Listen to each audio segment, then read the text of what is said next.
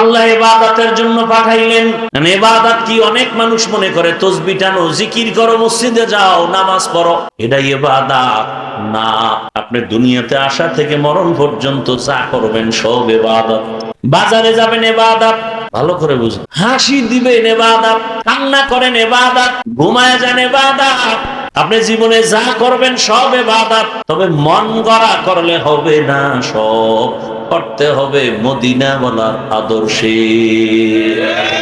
নবীজির আদর্শ নাই এমন কি দুনিয়াতে কারো মানুষের কাজ আছে যে কাজটা করতে গেলে ওখানে রসুলের কোনো থিওরি নাই? আছে? আঙ্গুলের নখগুলো কেমনে কাটবেন সেখানে নবীর আদর্শ। আপনার নখের দিকে তাকায় দেখেন তো আপনি নবীর তরিকা আসেননি। আপনার চুলের দিকে তাকায় দেখেন এখানে নবীর তরিকা আসেনি। যদি নবীর তরিকায় চুল কাটেন ইবাদত, নবীর আদর্শ মতো পানি পান করেন ইবাদত। নবীর তরিকা কি? এক টানে পানি পান করো বাম হাতে। হ্যাঁ, আপনি তো বাম হাতেই টানেন, ডান হাতে বিড়ি টানে, বাম হাতে চা টানে। ভদ্র? আমাদের কয় অভদ্র। ডান হাতে মা ভাত তরকারি মেখে মেখে লোকমা দেয়, বাম হাত দিয়ে লবণ নেয়। ভদ্র? কেউ বাম হাত দিয়ে লবণ নেন কেন? এটা বাথরুমে ব্যবহার হয় তো, এখান থেকে একটু আলাদা ফ্লেভার আসে। ওই আমার এক মুরব্বির থেকে শুনছি একটা উদাহরণ।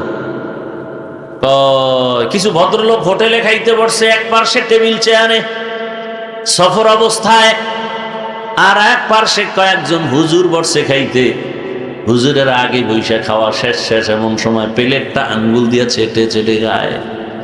ভদ্রলোকরা দেখা চান্দি গরম। হুজুরকে দেখতে পারে না একদল মানুষ, দোষ নাই, এরপরও দেখতে পারে না। আছে না নাই? জীবন ভর একদল মানুষ থাকবে, দোষ নাই, এরপরও ভাল লাগে না। বলে না না না, হুজুর টুজুরেরই পছন্দ করি না।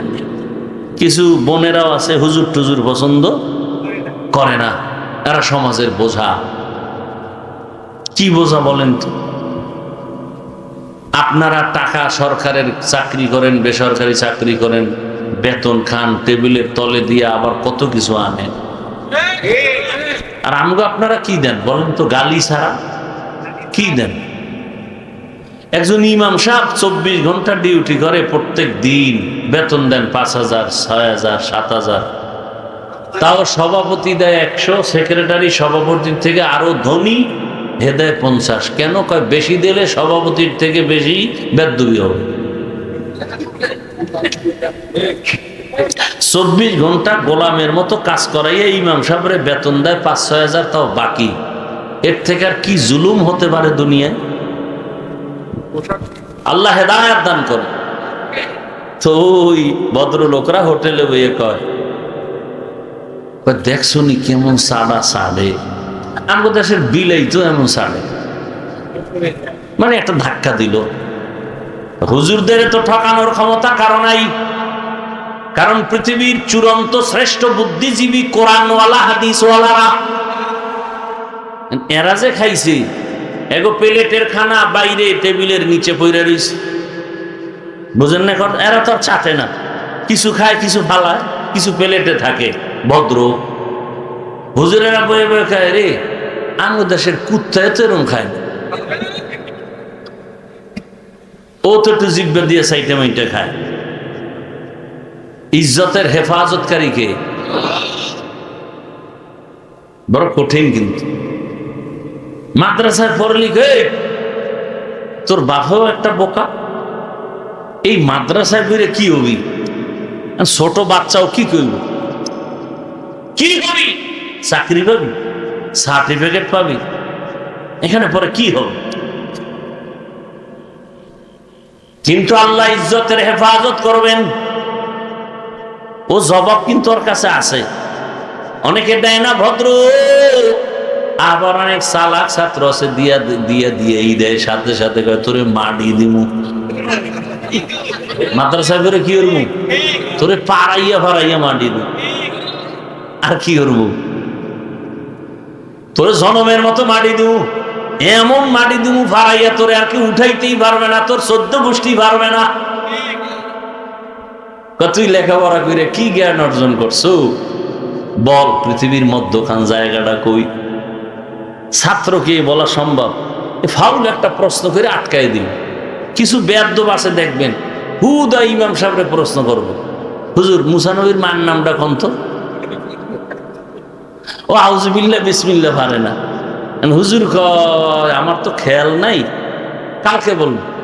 এ দৌড় চায়ের দোকানে, এই জন্যই তো মসজিদে যাই না, হুজুরেরা কিচ্ছু পারে না, অনেক নামাজ পড়ে লাভ কি?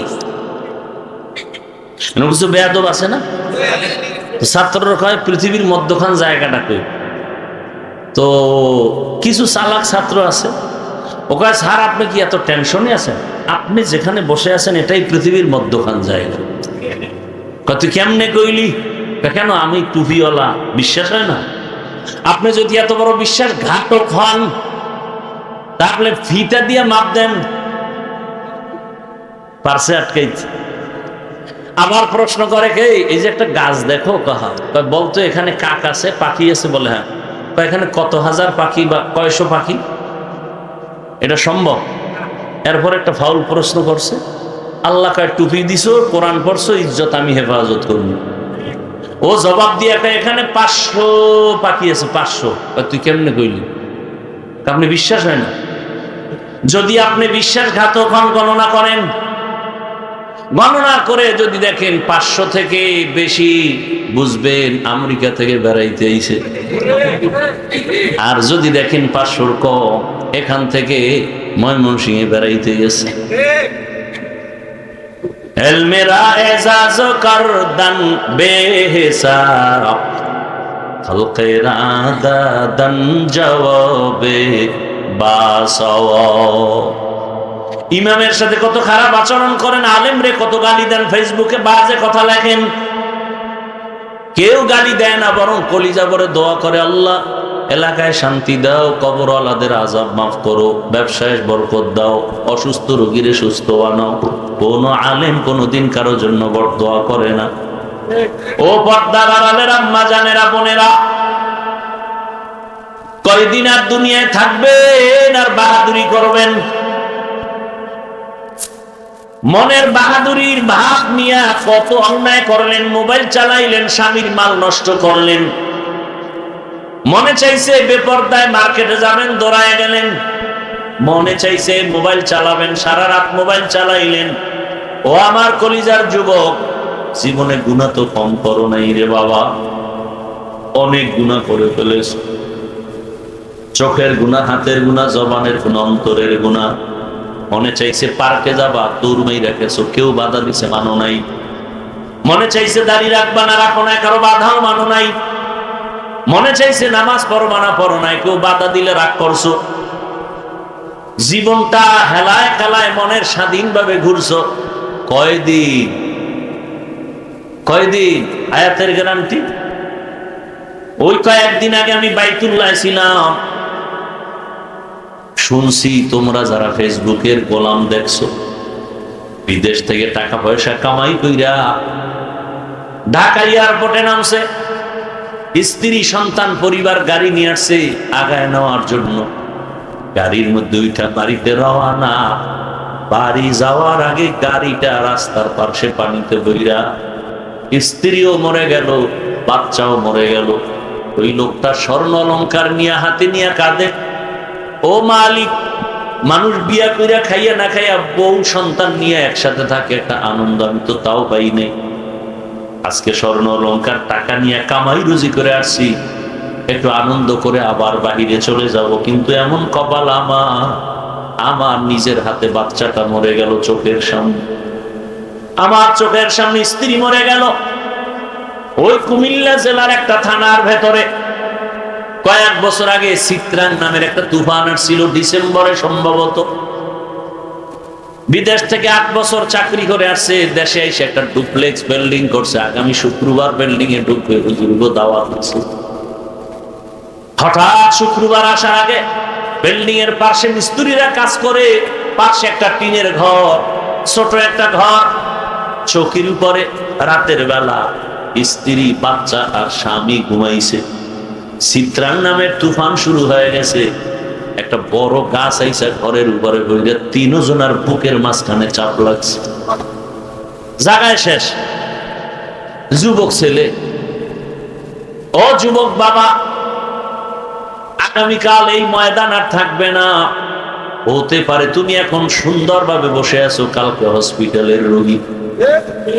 অথবা বাসায় যাইয়া মোবাইল চালায় সকালে ঘুমাইবা, ঘুম থেকে যখন আম্মু জান ডাকবে বাবা ওর 12টা বেজে গেছে, দেখবে বাচ্চা কোনো আওয়াজ দেয় না, মা গিয়া গায়ে হাত দিয়ে দেখবে পুরো বডিটা বরফের মতো ঠান্ডা, একটা চিৎকার দিয়ে বলবে কে কোথায় আছো, আয় আমার বাবা বেঁচে নাই, আমার এখন মা বলে ডাকবে কে।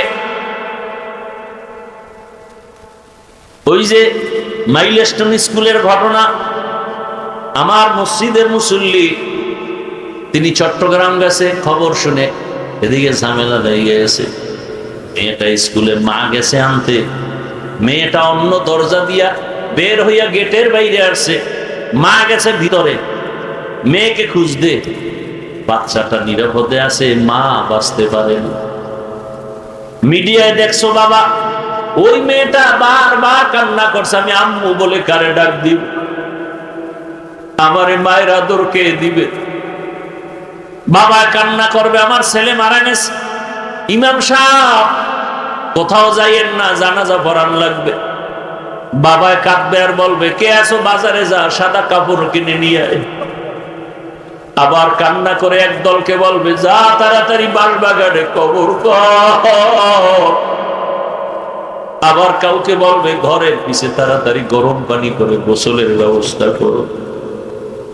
তোমারে এমন ভাবে গায়ের গেঞ্জিটা বেলেট দিয়ে কেটে কেটে রেখে দিবে। আজকে তুমি বলো আমার ঘড়ি, কালকে আরেকজনে হাতে দিয়া বলবে এটা আমার হাফিজুর রহমানের না। তোমার কলিজার বন্ধুটা মোবাইল থেকে নাম্বার ডিলিট করে বলবে বন্ধু নাই, নাম্বার রেখে লাভ নাই। গোসল করাইয়া মসজিদের খাটিয়া নিয়া কাফন পরাইয়া খাটে নিয়ে যখন জানাজার ময়দানে নিবে, জানালা দিয়া আম্মু জান ডাকবে আর বলবে আমার বাবারে কই নাও, শেষবারের মতো একটু চেহারাটা দেখে, আমার বাবার চেহারাটা দেখে যার জীবনে বাবারে দেখবো না। আরে কুকুরও মরে, গরুও মরে, মানুষও মরবা। অহংকারের জন্য বলি না, আমার আব্বা অসুস্থ, মা অসুস্থ, 2-3 দিন আগে আমার চাচি মারা গেছে, গতকালকে আবার আমার মামাও চলে গেছে। জহুরের সময় আম্মা জান টেলিফোন করে কাঁদতেছে, আমার বড় আপন মামা ভালো আলেম। শুনলাম কালকে রাতের বেলা মা বলতেছে জানাজায় গেছিল আমার মা বাড়িতে, বলে পরশুদিন রাতের বেলা মামা অনেকদিন অসুস্থ, বিছানায় শুয়ে আছে, প্রস্রাব পায়খানা বিছানায় করছে। মামায় গত পরশুদিন রাতে আমার মামিকে বলতেছে দরজা খুলে দাও, মেহমান আসতেছে। মামিকে এই রাইতে দরজা খুলবো কি, কানা খুলো। বারবার বলার পরে আমার মামানি দরজা খুলে কয় কেউ তো নাই, কয় তুই দেখো না, আমি তো দেখতেছি। গতকাল ফজরের পরে আমি কি নাপাক বিছনায় কি থাকবো, একটু জিকির করবো, তেলাওয়াত করবো, আমার বিছনা পাল্টায় দে। লোকজন আইসা মামারে কাপড় চুপুর পাল্টায় বিছনা পাল্টায় দিছে, মামায় বিছনায় শুয়ে শুয়ে। এবার আমার মামি বলে কি রান্না করব, কি খাবেন? কয় না রান্না করা লাগবে না, আমি তো আজকে চলে যাব, রান্নার দরকার নেই, আমার পাশে বৈশা থাক। মামায় ইস্তেগফার পড়লেন, কোরআন তেলাওয়াত করলে, এরপরে কালেমা পড়ে বলে আমার শালা আছে মাওলানা, ওরে আইসা আমার পাশে বৈশা কোরআন তেলাওয়াত করতে বল। মামা এতটুকুই বইলা চোখ দুইটা বন্ধ করে দিছেন।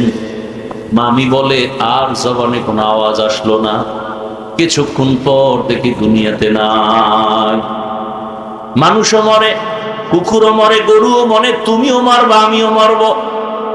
কিন্তু মরণটা যদি কালেমা ছাড়া হয়, যদি আমার মাওলার মোহাব্বত না নিয়ে কবরে যাও, ওই কবরে যাওয়ার পরে কেউ নাই, কই মা কই বাবা কই, কেউ থাকবে না।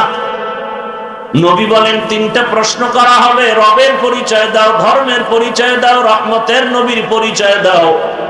যারা গুনাহগার হইয়া যাবে, নামাজ নাই, রোজা নাই, তেলাওয়াত নাই, মালিকের সাথে সম্পর্ক নাই, ইবাদত নাই, নবী বলেন তখন আল্লাহর অর্ডার হবে, ও ফেরেশতা এই বেঈমানের ধর, কবরের মধ্যে জাহান্নামের সাথে রাস্তা বানায় দাও।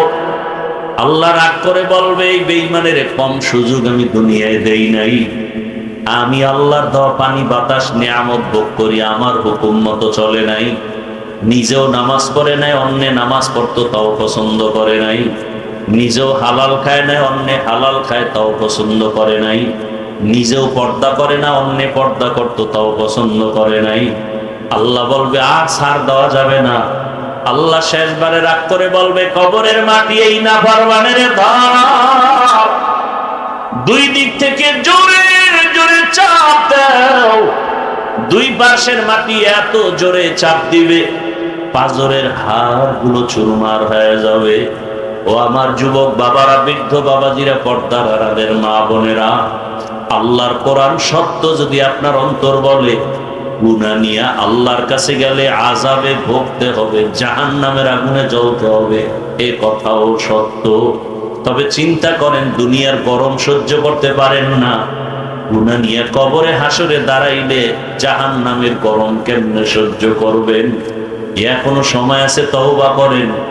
আল্লাহকে মনে মনে বলেন, আল্লাহ গুনাহ তো জীবনে কম করি নাই, আজকে থেকে তওবা করলাম, আর নামাজ ছাড়বো না, দাড়ি কাটবো না, বেপরদায় চলবো না, মা বাবার সাথে বেয়াদবি করবো না, শিক্ষকের দোয়া নিয়া, মুরব্বীদের দোয়া, উলামায়ে কেরামের পরামর্শ নিয়া, নবীজির তরিকা মেনে, রসুলের আদর্শ মেনে চলবো। আল্লাহ আমাদের সবাইকে তওবাওয়ালা জিন্দেগি দান করেন। যাদের অন্তরে খাঁটি তওবার নিয়ত আছে, মুনাফিকি নাই, দুটো হাত আমার আল্লাহকে দেখাইয়া দেই। আয় আল্লাহ তওবাওয়ালা হাতগুলো কবুল করেন, তওবার উপরে মজবুত হইয়া চলার তৌফিক দান করেন।